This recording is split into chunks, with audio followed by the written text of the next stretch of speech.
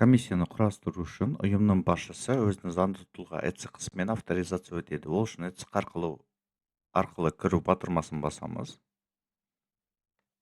ісікның құпия сөзін енгіземіз. Келесі платформаның өз құпия сөзін теріп, кіру батырмасын басамыз. Авторизацияны өткеннен кейін комиссия бөліміне өтеміз. Осы жерде оң жағында үстінде қосу батырмасын басамыз. Ашылған терезе ұйымды таңдаймыз. Комиссия деңгейі және аттестаттау кезеңі автоматты түрде шығады. Келесі енді біз комиссия хатшысын енгіземіз. Осы жерде терген кезде сіздер ЖСН теріп іздейсіздер, өйткені аты жөнді терсеңіздер, басқа сондай аты жөндері ұқсас адамдар шығуы мүмкін. Сондықтан қателік болмау үшін сіздер ЖСНмен теріп іздесеңіздер оңай болады.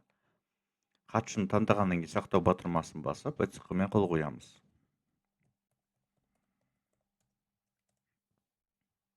Қол қойғаннан кейін бізде комиссия құрастырылды. Енді комиссияның ішіне өтіп, біз комиссия құрамын енгізу керекпіз. Ол комиссия мүшелері. Ең бірінші бізге 7 комиссия мүшесін енгізу керек. Ол үшін қосу батырмасын басамыз. Осы жерге біз ЖСН-ын теріп, тізімнен іздейтін боламыз.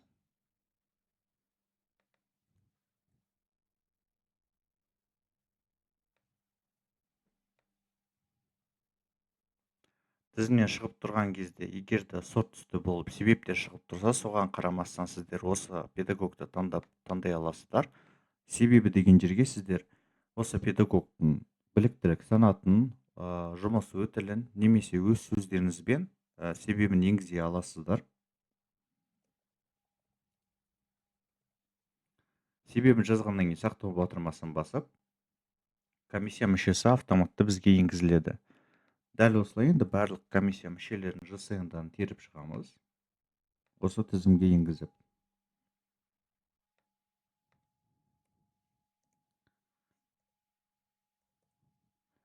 Және де айтып өтетінім, комиссия мүшелері, хатшысы, төрағасы барлығы өзінің жеке ІЦХ-сымен кіреді. Тек қана комиссия құратын кезде ғана ұйым басшысы ғана заңды тұлға ретінде ІЦХ-мен авторизация өтеді.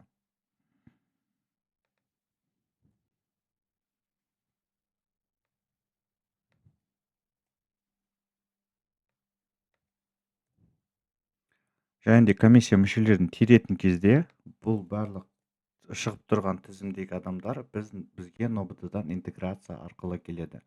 Егер сіздерде педагог немесе басқа жерден шақырылған комиссия мүшесі болса, егер ол адамдар НОБД-да енгізілмеген болса, оданша ол адамдарды басқалай тартуға болады. Оның функционалын қазір көрсететін боламын. Ол адамды енгізу үшін сіздер МДК-ға сұраныс деген батырманы басып, осы жерде статустарын көре аласыздар.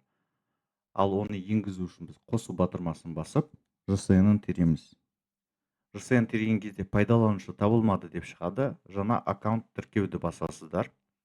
Осы жерде сіздер ЖСН-ді енгізесіздер, адамның почтасын енгізесіздер және құру себебін. Қай себеппен сіздер ол комиссия мүшесін енгізіп жатқандарыңызды. Егер басқа бір организациядан шақырылған комиссия мүшесі болса, соны өз сөзбен жазып шығасыздар. Және де жаңа аккаунт қоспай тұрып, сіз сол адаммен хабарласып, алдын ала айтып қойыңыз керек. Ол адамға 1414-тен SMS-сообщение келеді. Сол SMS-сообщениеға 511 деген кодты жіберу қажет.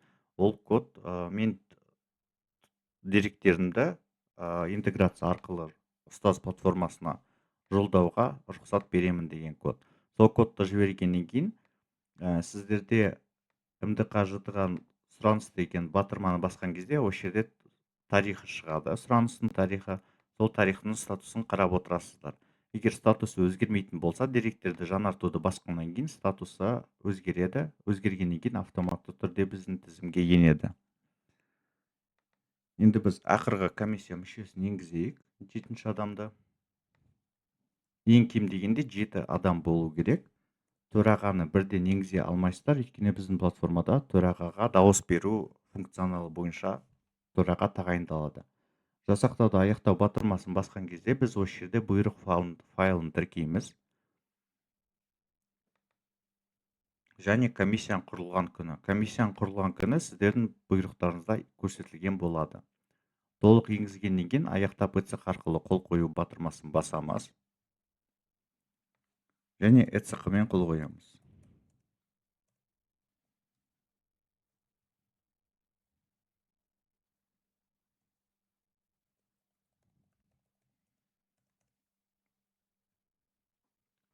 ECC-мен қол қойғаннан кейін біздің комиссияның мәртебесі дауыс беру мерзімін күтуде деп өзгереді. Енді бізге отырыс күнін белгілеу керек. Отырыс күні деген не? Ол мысалы сіздер егер ертең отырыс күнін белгілесеңіздер, оданша ертеңгі күннің аяғына дейін барлық комиссия мүшелері дауыс беріп шығу керек. Егер дауыс беріп шығып үлгермесе, бір немесе екі комиссия мүшесі, оданша комиссияның мәртебесі өзгереді, комиссия таратылды деген. Бұндай себепте сіздерге қайтадан ұйымның басшысы платформаға авторизация өтіп, комиссияны қайтадан құру керек болады. Сондықтан отырыс күнін белгілейтіннің алдында барлық комиссия мүшелерімен хабарласып, бір күнді таңдап, сол күнді белгілейтін боласыздар. Мен сіздерге функционалын көрсету үшін бүгінгі күнді белгілеймін. Өңдеу және ECC-мен қол қоямын.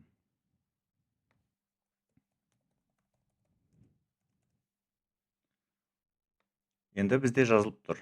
Дауыс берудің аяқталуына 21 сағат 53 минут және секундына дейін көрсетіліп тұр. Осы уақытқа дейін барлық комиссия мүшелері өзінің жеке ECC-сымен кіріп, дауыс беріп шығу керек. Оны қазір көрсетемін.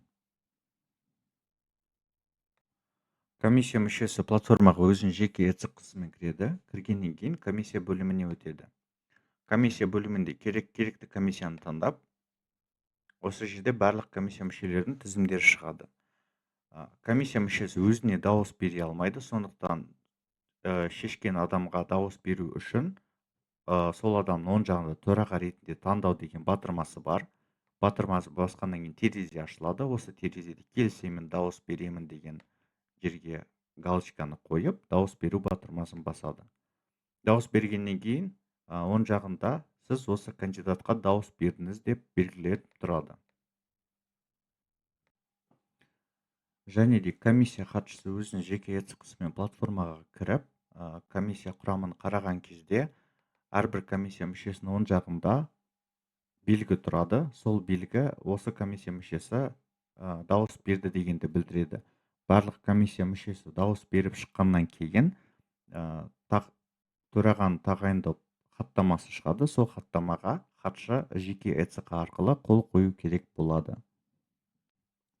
Комиссия хатшысы барлық комиссия мүшелері дауыс беріп шыққаннан кейін осылай комиссия төрағасы белгіленіп тұрады. Және комиссия төрағасының астында тағайындау хаттамасын жүктеп алу батырмасын басқан кезде бізде файл жүктеледі. Сол файлдың ішінде комиссия төрағасының тағайындалу туралы хаттамасы бар. Және де оған қарама-қарсы оң жағында қол қою батырмасы бар. Соны басқан кезде комиссия хатшысы өзінің жеке ECC-мен қол қояды. Қол қойғаннан кейін комиссия жұмыс істейді деп мәртебесі өзгереді. Енді осы комиссияның ішінде бірде-бір өзгерістер, комиссия мүшелері ауысса, төраға ауысса, оданша осы жерде комиссия құрамын өзгерту батырмасын басамыз. Осы жерде комиссия төрағасын және хатшыны тек қана ауыстыруға болады. Ал комиссия мүшелерін осы жерден өшіріп, және оның орнына басқа комиссия мүшесін енгізу керексіздер. Егер төраға өзгеретін болса, бұл жағдайда дауыс беру функционалы қайтадан басынан басталады. Сол жерде барлық комиссия мүшелері төрағаны таңдап дауыс беріп, тағы да хатшы қол қойып шығу керек.